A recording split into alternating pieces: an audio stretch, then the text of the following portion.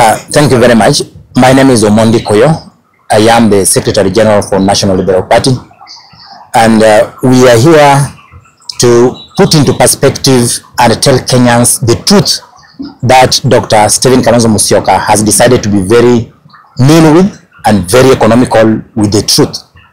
And first of all, we want to really appreciate the church for standing with the principles of democratic values and calling out liars and people who are actually at night they are saying that they are saved, but during the day that the people are actually meting lots of evils upon the people of Kenya. It is important for the people of Kenya to understand the process on to how we really arrived at the IEBC selection panelist nominees that were representing the cluster under Azimio. Under Political Parties Liaison Committee, which is the nominating body, we had 3 clusters. The first cluster was that of Kenya Kwanza. Kenya Kwanza had got 2 candidates. Elections were conducted, winner declared, and there was no contention.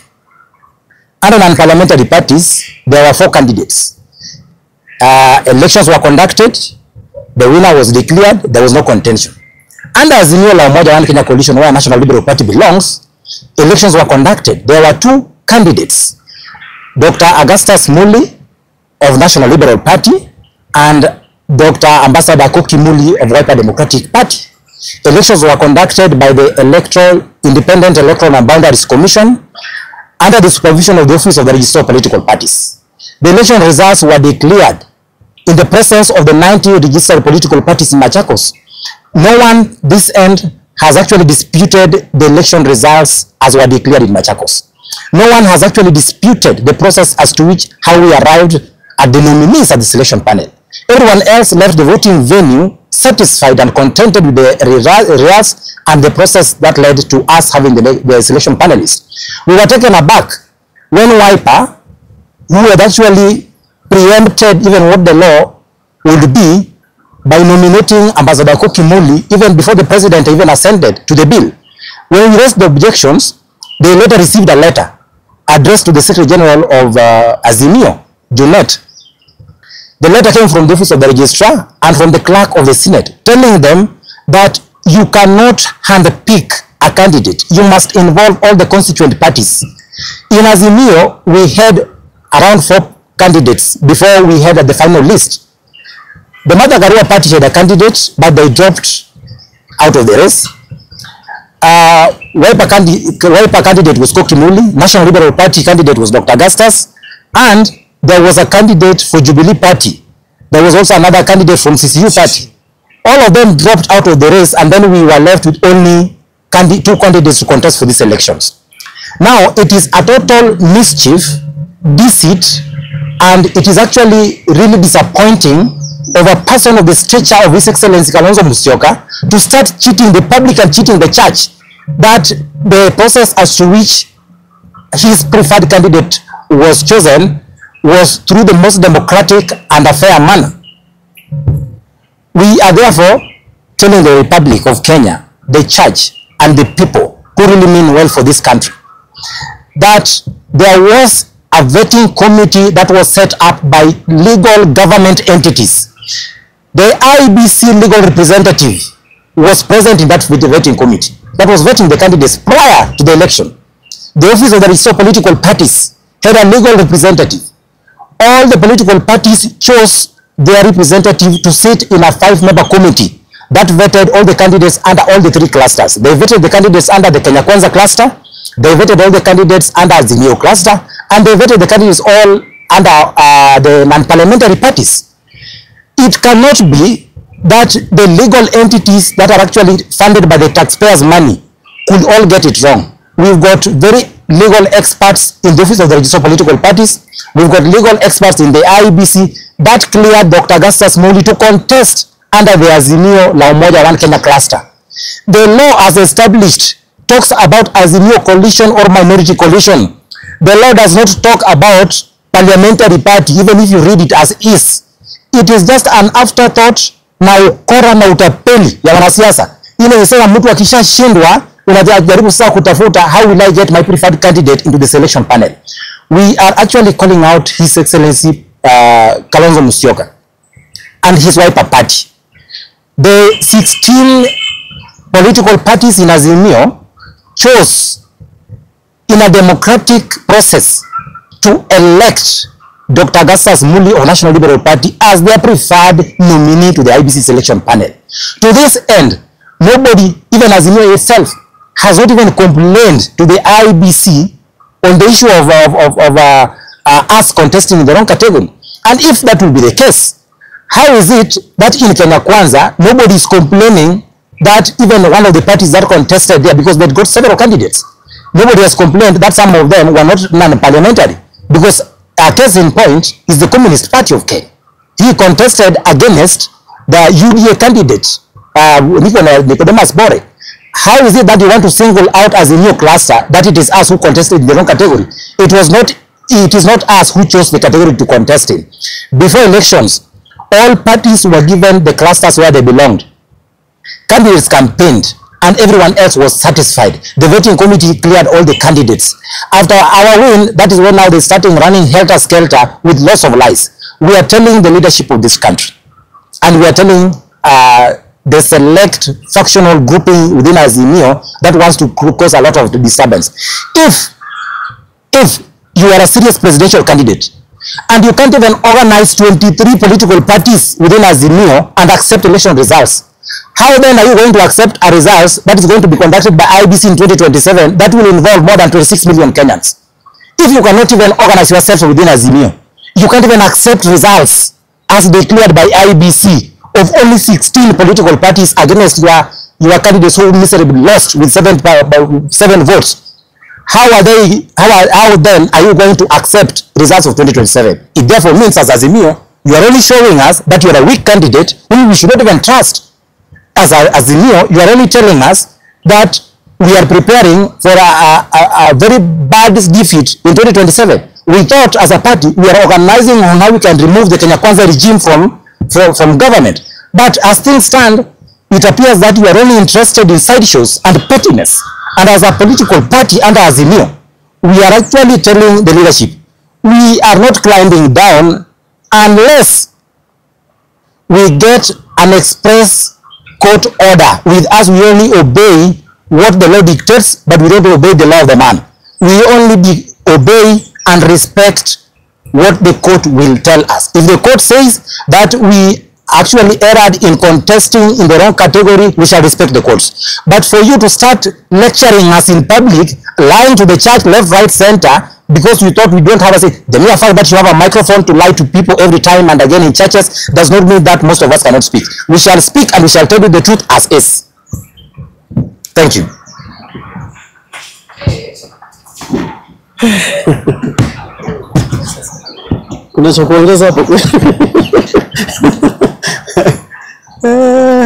Any questions from your side?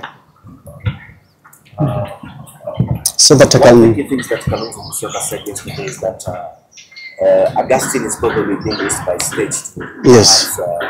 yes, to interfere with the 2027 election. Yes. In terms of getting friendly IEBC conditions. Yes. Thank you very much. My name is Augustus Muli.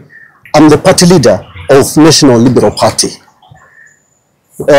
My Secretary General here has given a brief about the entire process. And I'm sure right now the whole country knows about what happened. They are aware about the elections that were held. They are aware that we won as a party against Wiper with 16 votes against Wiper 7. I think that's not a matter to talk about anymore now, because the country is looking ahead at the future, at where we are heading to. And I know there are many questions coming up. Just a few hours ago, His Excellency Kalonzo Musyoka claimed in public that I am a proxy of the government. I'm being used by the government. And I want to categorically say that this is a complete lie. I have been elected by 16 members in Azimio. 16 members out of 23 in Azimio. Where is the government's hand in all this? Even by the time the elections were held in July, Kalonzo was the leader of Azimio. was the de facto because Raila was involved with other things. So he was in charge of that house, and in that house, the members of that house decided to give me the votes. So where does state proxy come in? This is just a language being used once somebody has lost. We went through a free and fair election and our party won. My candidature won. I've been backed by actual people. Actual parties have voted for me. And just as we must now see how to go forward as a country.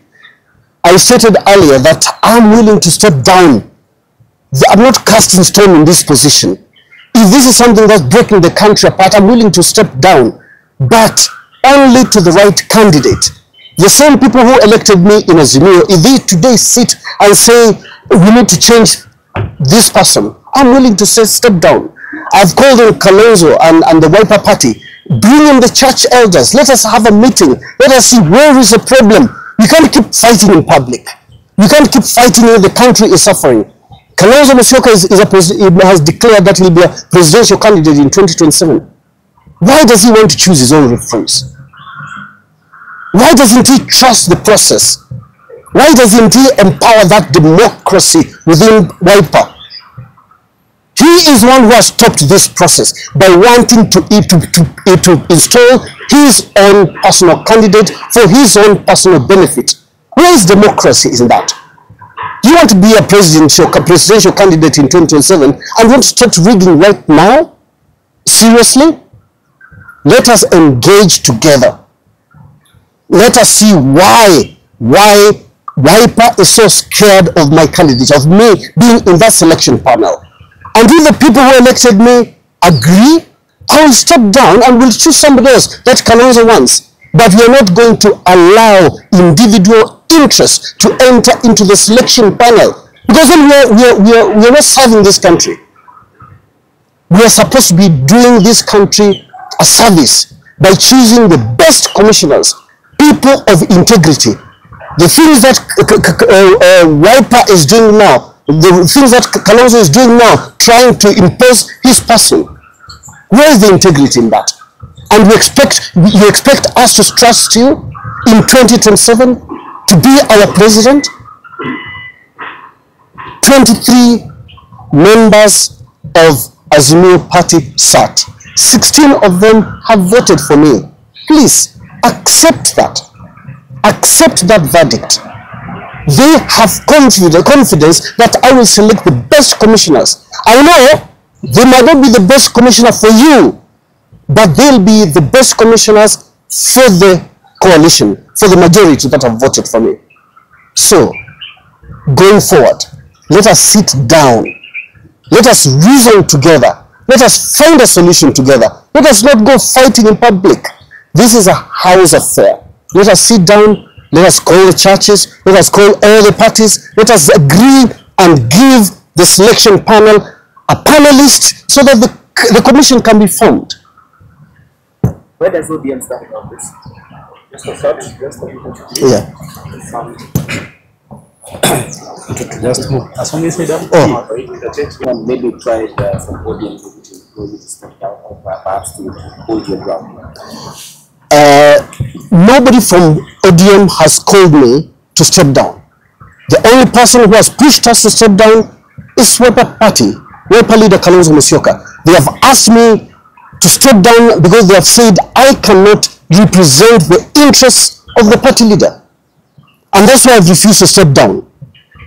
Because I cannot, this is not how to serve this country. This is not how we're going to serve this country.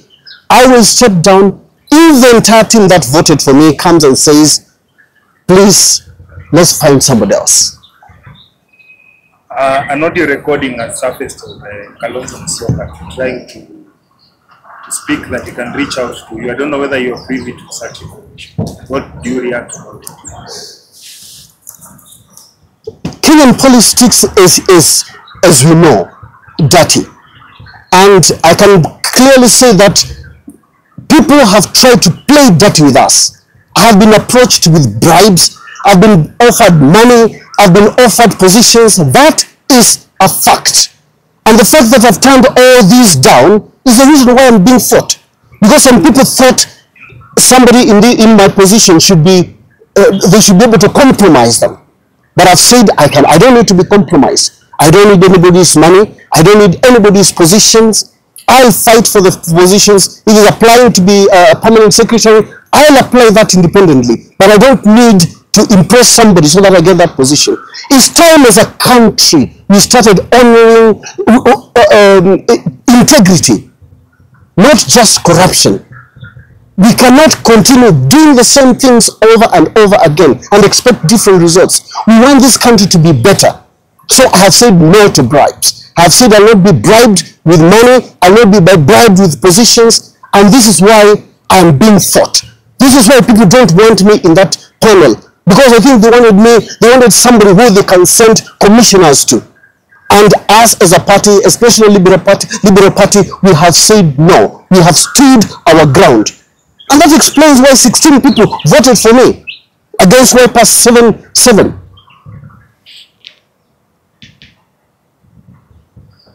Maybe I can add one comment. Enjoy.